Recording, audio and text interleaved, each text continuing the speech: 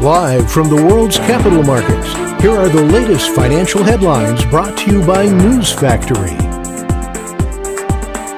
Hello and welcome to Monday's Daily Financial Review. Here's what's making the headlines in the markets today.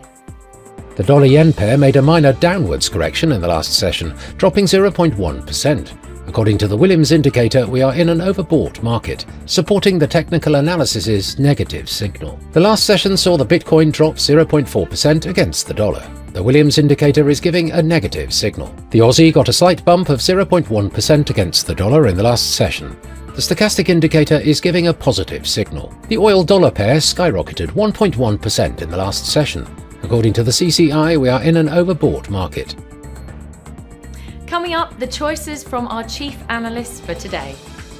Oil prices edged higher on Friday and notched weekly gains as cold weather in Europe and the US, as well as additional economic stimulus flagged by China, helped push prices in the previous session to their highest in more than 2 months. US stocks rebounded as investors neared the end of a holiday-shortened week that also rang in a new year, which brought with it expectations of additional Federal Reserve rate cuts and looser regulatory policies from the incoming administration. Gold prices retreated from a 3-week high on Friday, pressured by a robust dollar, while markets braced for potential economic and trade shifts under US President-elect Donald Trump. Those were today's major economic events. And now, moving on to world financial headlines.